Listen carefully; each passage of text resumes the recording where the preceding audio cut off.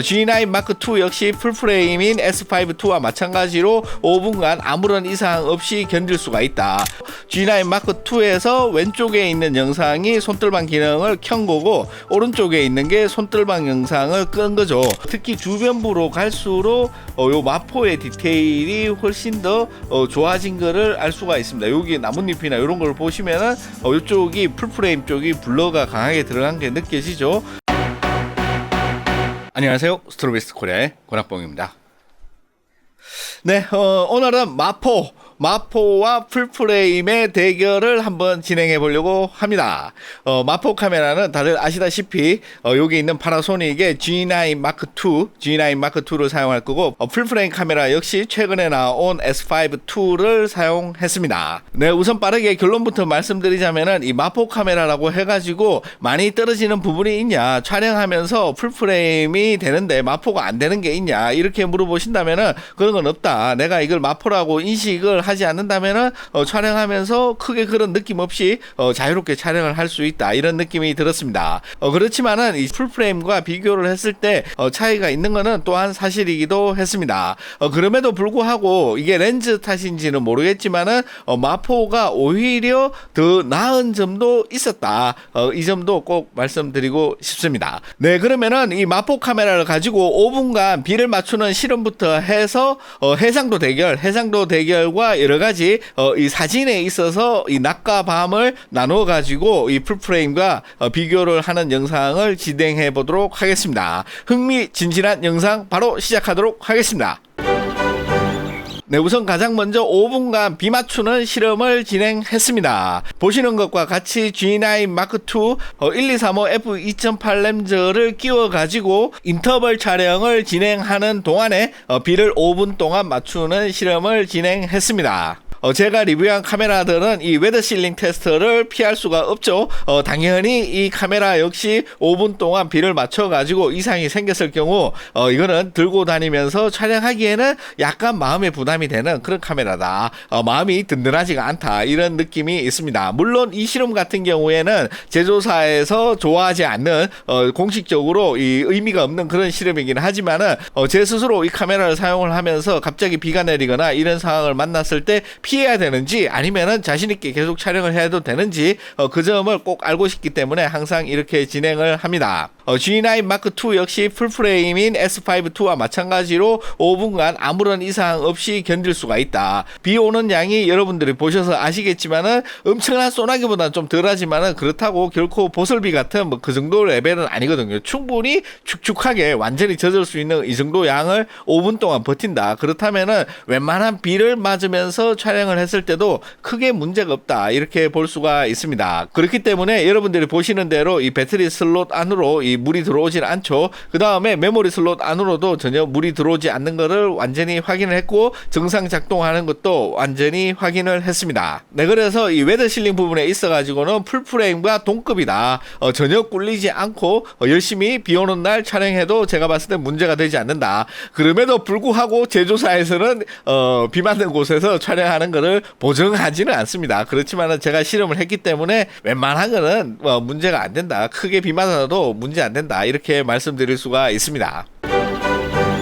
네, 그 다음으로 이 동영상이나 사진 촬영에서 쏠쏠하게 사용되는 이 손떨방 기능이 있죠. 이 파나소닉 하면은 이 손떨방 기능이 좋기로 유명한 그런 브랜드인데, 그런 브랜드에서 G9 Mark II라는 이 센스 크기가 작은 이런 바디를 만들어내면서 풀프레임에서는 크기 문제로 부족했던 점들을 많이 보완했는지 이 손떨방이 거의 뭐 제가 만져본 카메라 중에 최고 수준의 손떨방 성능을 보였다, 이렇게 말씀드릴 수가 있습니다. 여러분들이 보시는 대로 제가 실험한 거는 풀프레임 환산 23mm로 걸어가면서 뛰어간 건 아니고요, 빠르게 걸어가면서 요 시장 풍경을 촬영한 장면입니다. 요게 여러분들이 보시는 대로 손떨방을 켠 상태로 촬영한 거고, 요게 여러분들이 보시는 대로 손떨방을 끄고 촬영한 24mm다. 그 다음에 요거 같은 경우에는 마찬가지로 이 손떨방 기능을 모두 다 켜고 G9 Mark II와 비교한 영상입니다. 왼편에 보이는 G9 Mark II와 비교해서 S5 Mark II 역시 풀프레임이지만 강력한 손떨방 기능을 보여준다. 거의 24mm에서는 차이가 나지를 않는 것 같아요. 네, 그렇지만 35mm 환산 70mm 화각으로 하면은 손떨방 기능이 더욱 중요해지죠. 이 망원으로 갈수록 이 손떨림이 확실하게 화면에서 보이기 때문에 그렇습니다. 그렇기 때문에 이 70mm를 가지고 비교를 해본다. 그러면은 여러분들이 보시는 대로 G9 마크 2에서 왼쪽에 있는 영상이 손떨방 기능을 켠 거고 오른쪽에 있는 게 손떨방 영상을 끈 거죠. 이것처럼 드라마틱한 굉장한 효과를 가지고 있다. 그러면은 70mm에서는 이 풀프레임인 S5 마크 2와 비교를 했을 때 어떤가 하면은 왼쪽에 있는 게 G9 마크 2고 오른쪽에 있는 게 S5 마크 2죠. 이렇게 비교해서 보면은 확실히 G9 2가 손떨방에서는 우위를 가지고 있다. 이렇게 저는 결론을 내릴 수밖에 없다. 그렇게 생각을 합니다. 물론 이 손떨방이라는 게 수치적으로 정확하게 측정을 할 수가 있는 그런 제가 장비도 없고 그렇지만은 이 떨림의 수준이라든지 이 떨림을 보정해내는 이 손떨방 기능 같은 경우에 G9 마크 2가 아무래도 살짝 더 나은 기능이지 않나 그렇게 생각을 합니다. 물론 S5 마크 2 역시 풀프레임 중에서는 이 손떨방 기능으로 다른 어떤 카메라에도 밀리지 않는 그런 괴물 같은 성능을 보여주는 그런 카메라이지만은 이 마포에서 G9 마크 2보다는 조금 적다. 이게 당연히 이 센서 크기도 있고 이 센서를 빠르게 흔들어야지 되는데 그거를 이 물리적으로 따라가기가 힘든 점도 있겠죠. 그런 점들을 고려했을 때 당연히 이 마포가 이 손떨방에서는 우위를 가진다. 이렇게 말씀드릴 수가 있습니다. 자, 그러면은 낮 시간에 촬영한 사진을 보고 해상도를 한번 비교해 보도록 하겠습니다. G9 마크 2로 촬영한 사진이 요 사진이고 그 다음에 S5 마크 2로 사진을 촬영한 게 요거죠. 둘 다 거의 2400만 대의 화소를 가지고 있기 때문에 화소 수는 비슷하다 이렇게 볼 수가 있습니다. 물론 엄밀하게 따지자면은 G9 마크 2가 한 100만 화소 더 많긴 하죠. 요게 4대3 비율이고 요게 3대2 비율이기 때문에 요 비율 차이에서 오는 그런 게 한 100만 화소 정도 된다. 이렇게 볼 수가 있어요. 아무튼 요 두 사진을 비교해서 보면은 그 차이점을 느낄 수가 없을 정도죠. 요게 판형이 4대3이냐 3대2냐 요 정도 차이점만 보이는데 요거를 확대해서 한번 보도록 하겠습니다. 지금 100% 확대한 상태인데 보시면은 확실히 이 S5 마크 2가 조금 더 선명하다. 요런 느낌을 가질 수가 있습니다. 지금 요 촬영한 거는 35mm 환산 24mm고 요건 풀프레임 이기 때문에 당연히 24mm 화각대로 촬영한 거고 G9 마크 2 같은 경우에는 12mm로 촬영했다 이렇게 볼 수가 있어요. 참고로 렌즈는 G9 마크 2에서 1235 렌즈를 사용을 했고 f2.8 그 다음에 S5 마크 2 같은 경우에는 2405 렌즈 f4를 사용을 했습니다. 하지만 요 f 값은 다 똑같이 촬영을 했고 둘 다 ISO 100 그리고 500분의 1초와 400분의 1초의 차이는 요 노출 값의 차이 때문에 요게 살짝 더 마포가 조금 더 밝게 보입니다. 그래서 요거를 보정하기 위해서 제가 한 3분의 1 스탑 정도 어둡게 촬영을 했다. 이렇게 보시면 될 것 같아요. 아무튼 한 300% 정도 확대를 하면은 두 사진의 차이가 많이 나는 것을 확인을 할 수가 있습니다. 디테일에서 확실히 요 풀프레임이 더 좋은 거를 확인할 수가 있어요. 자, 그러면은 35mm 환산 50mm에서도 똑같은지 다시 한번 확인해 보도록 하겠습니다. 50mm에서 보면은 여러분들이 보시는 대로 요런 느낌이다. 그래서 뭔가 이 컬러 콘트라스트라든지 요런 것들은 차이가 나는 걸 알 수가 있는데 요 상태에서는 디테일이 어떤지 확실하게 보이지가 않죠. 요거를 마찬가지로 300%로 확대를 해 보면은 동일한 요 분위기, 요 레오라는 글씨라든지 요런 걸 봤을 때 컬러 콘트라스트는 이 풀프레임이 훨씬 더 좋다. 이런 거를 확인을 할 수가 있습니다. 그렇지만 아까 24mm와 비교했을 때 디테일의 차이는 그렇게 크지가 않다. 거의 비슷하다. 이런 거를 확인을 할 수가 있어요. 그 다음에 70mm에서 똑같이 한번 비교를 해 보자면은 똑같은 부분을 이렇게 찾아서 보자면은 오히려 70mm에서는 이 마포의 디테일이 더 좋은 것 같은 느낌이 확실히 들죠. 요런데 특히 주변부로 갈수록 요 마포의 디테일이 훨씬 더 좋아진 거를 알 수가 있습니다. 여기 나뭇잎이나 이런 걸 보시면은 요쪽이 풀프레임 쪽이 블러가 강하게 들어간 게 느껴지죠.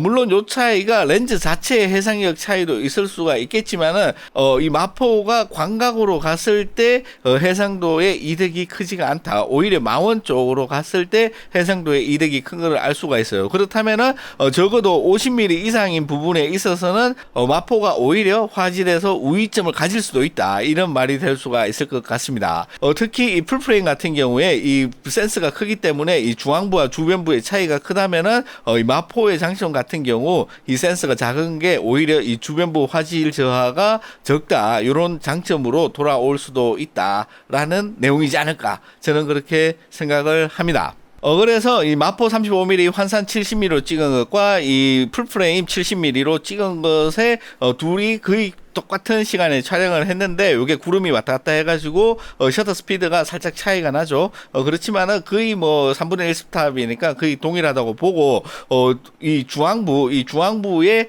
해상도 차이를 한번 보도록 하겠습니다. 이 70mm였던 경우에 보시면은 요런 어떤 요런 샤프니스의 어떤 선예도 같은 경우에 마포가 훨씬 낫다라는 것을 다시 한번 확인을 할 수가 있어요. 특히 이 주변부로 가면 갈수록 그 차이는 더 커진다, 그렇게 볼 수가 있죠. 이 부분 같은 경우 이제 초점이 맞는 부분인데 이렇게 많이 나간 거고, 이쪽 부분 같은 경우 이 풀이 있는 부분 같은 경우에는 요거는 이제 이 아웃포커스가 돼가지고 이렇게 흐려지는 거기 때문에 논지에서 제외를 하고, 뭐 다른 부분들, 이런 부분들을 봤을 때 확실히 이 70mm에서부터는 이 샤프니스의 차이가 크다, 요거를 부정을 할 수는 없을 것 같습니다. 네, 그 다음에 아웃포커스를 보자면은 여기 데이터 값이 F4에 70mm 환산 70mm로 찍은 거고, 요 마찬가지로 이 풀프레임 역시 F4에 69mm 거의 70mm로 촬영을 한 거죠. 이렇게 보자면은 이 배경의 흐림, 이 초점이 맞은 것과 이 배경의 흐림 정도를 보자면은 확실히 배경 흐림 같은 경우에는 이 풀프레임이 승리다, 이렇게 볼 수가 있습니다. 100% 크기로 보면은 오히려 배경이 얼마나 흐려졌는지는 잘 보이지 않지만은 그럼에도 불구하고 이 풀프레임의 배경 흐림은 확실히 이 센스 크기가 깡패다, 이거를 다시 한번 말을 해주는 것 같아요. 물론 이 리뷰가 G9 마크 2 리뷰이기 때문에 장점이라면은 이 피사체 전체에 오히려 골고루 초점이 맞는 이런 심도를 확보를 할 수가 있는 점, 이런 점은 장점이라고 할 수가 있죠. 풀프레임에서 이 피사체의 심도를 다 맞추려면은 적어도 F 값을 한두 스텝은 더 올려줘야 되니까 이런 점 같은 경우에는 보자면은 장점이라고 할 수 있지만, 만약에 배경 흐림을 원한다, 그렇다면은 풀프레임이 훨씬 더 강력하다, 그렇게 볼 수가 있습니다. 네, 그 다음에 F 값을 한 스탑 연 F2.8의 마포와 F 값을 한 단계 올린, 한 단계 좋은 F4의 풀프레임의 이 배경 흐림을 비교를 하자면은 F 스탑이 한 단계 더 높은 F4라도 풀프레임의 이 배경 흐림이 조금 더 크다라는 걸 알 수가 있죠. 초점은 둘 다 이 앞에 있는 빨간 오토바이에 맞췄는데, 요 배경 흐림을 보면은 확실히 요 풀프레임의 배경 흐림이 좀 더 크다. 그렇기 때문에 이 마포에서 이 풀프레임을 따라가자면은 F 값을 한 두 스탑은 더 열어줘야지 이 풀프레임의 배경 흐림을 따라갈 수 있을 것 같다, 그런 생각이 들었습니다. 네, 그 다음에 풀프레임 환산 70mm에서 동일한 F4의 500분의 1초 ISO 800이죠. ISO 800일 때 어떤 느낌이냐 하면은 한 요 정도 느낌의 차이가 난다, 이렇게 볼 수가 있어요. 물론 마찬가지로 이 주변부의 이 디테일, 이 샤프니스 같은 경우에는 확실히 마포가 이 디테일이 좋다, 이런 말을 드릴 수가 있을 것 같습니다. 그래서 보시면은 이 중앙부보다도 이 주변부로 갈수록 디테일이 훨씬 더 좋은 거를 확인할 수가 있죠. 그렇지만 전체적으로 봤을 때 거의 비슷한 입자감과 거의 비슷한 묘사력을 가지고 있다, 이렇게 저는 확인할 수가 있었습니다.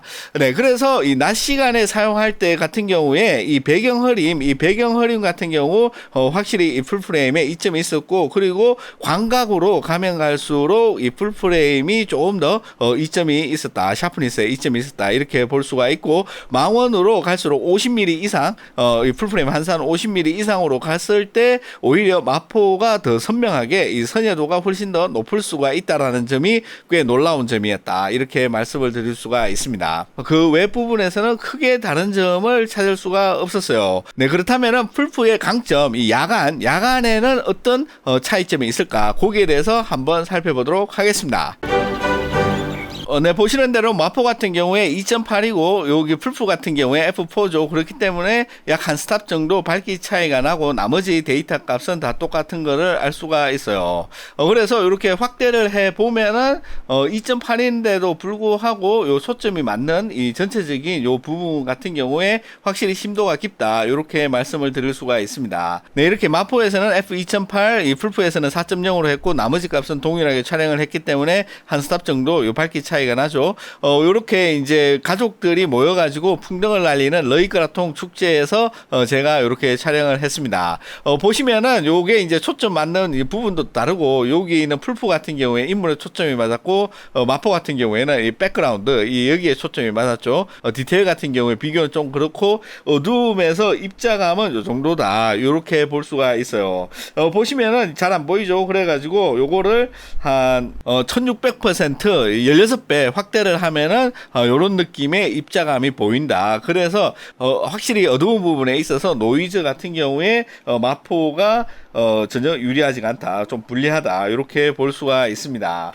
네, 그 다음에는 요 데이터 값을 보면은 아까랑 동일한 설정이죠. 요렇게 해가지고 어두운 부분에서 요렇게 이제 촬영을 했습니다. 요거는 이제 풀프레임인데, 풀프레임 역시 한 스탑 올려주면은 요것과 동일한 밝기가 되는데, 왜 요걸 F4로 했냐? 이러면은 2405가 F4밖에 없죠. F2.8은 안 나오죠. 제가 요거 2470 2.8 렌즈가 없어가지고 요거 F4로 했으니까, 그 점은 좀 감안을 해 주셨으면 좋겠습니다. 아무튼, 여기 보시면은 배경 흐림, 요 뒤에 이제 보이는 배경 흐림 같은 경우에 확실히 풀프레임에서 많이 되고 있다. 이런 점을 알 수가 있어요. 그렇지만은 요 마포 역시 2.8로 할 수가 있었기 때문에 그렇게 나쁘지 않은 이런 배경 흐림을 충분히 보여준다. 요 주제와 배경이 확실하게 분리될 정도의 배경 흐림은 충분하게 일어난다. 이렇게 볼 수가 있습니다. 네, 그 다음 사진은 셔터 스피드가 한 스텝 어둡게 있기 때문에 조리개랑 같이 해서 동일한 노출값이라고 보면은 되죠. 그래서 여기 이제 풍등을 날리는 모습을 이제 촬영을 이렇게 했습니다.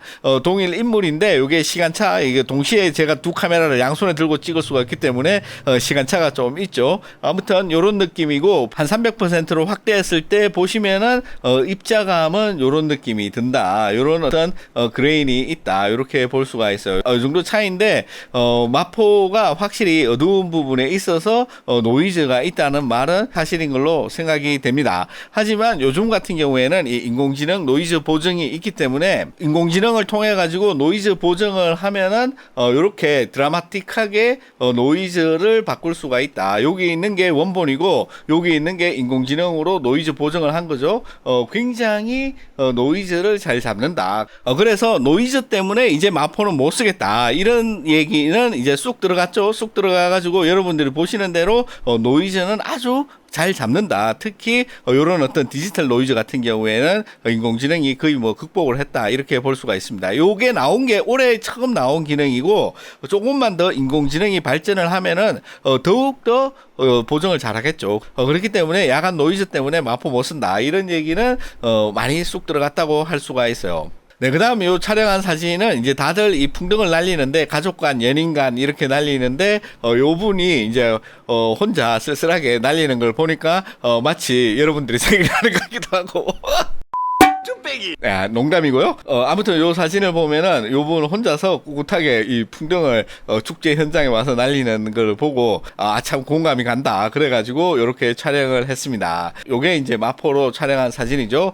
초점은 풀프 같은 경우에 인물에 맞춰졌고 마포 같은 경우에 시간차가 있기 때문에 날아가는 풍등이 더 중요하다. 그래서 요 풍등에 맞춰가지고 초점을 잡았습니다. 네, 이렇게 야간 시간에서 풀프와 마포를 비교를 하면서 최대한 비슷한 화각으로 촬영을 하려고 노력을 해서 이렇게 여러분들한테 보여드렸는데 확실히 야간에 있어가지고 이 입자감, 노이즈 같은 경우에 풀프가 유리한 거를 확인할 수가 있었어요. 그럼에도 불구하고 이 인공지능 노이즈 보정을 이용했을 경우에 뭐 크게 이 마포도 무리 없을 수준이 충분히 된다.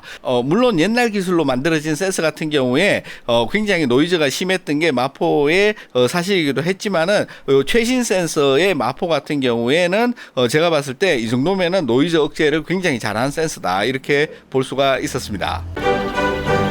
네, 이렇게 풀프와 마포를 다른 거 없이 그냥 화질로만 한번 비교를 해 봤는데, 사실 렌즈 가격을 생각을 했을 때 이 마포 같은 경우에 같은 값이라면 훨씬 다양한 렌즈를 사용할 수가 있는 점, 이런 점이 장점이라고 볼 수가 있을 것 같습니다. 그리고 이 렌즈 크기라든지 무게 역시 마포가 확실히 작고 가볍기 때문에 이 점도 장점이라고 할 수가 있어요. 아직 확실하게 내가 어떤 장르의 사진을 촬영할지 정확하게 정해져 있지 않다 이러면은 같은 값에서 조금 더 다양한 렌즈라든지 다양한 액세서리들을 사용해 볼 수가 있는 마포 역시 굉장히 좋은 선택지 중에 하나가 아닐까, 그렇게 생각이 됩니다. 네, 이렇게 풀프레임 카메라와 마포를 한번 본격적으로 비교를 해 봤습니다. 마포의 장점 같은 경우에 아무래도 이 강력한 손떨방, 그리고 이 풀프레임 못지않은 이 웨더 실링, 50mm 이상 화각에서 웬만한 풀프레임보다 조금 더 선예도가 높은 사진을 얻을 수가 있다. 이 점 역시 굉장히 강력한 장점 중에 하나가 아닐까, 그렇게 생각을 합니다. 네, 그러면 이렇게 리뷰를 한번 해봤는데 어떻게 재밌게 보셨는지 모르겠습니다. 다음 시간에는 더욱 즐겁고 재밌는 내용으로 다시 찾아뵙도록 하겠습니다. 고맙습니다.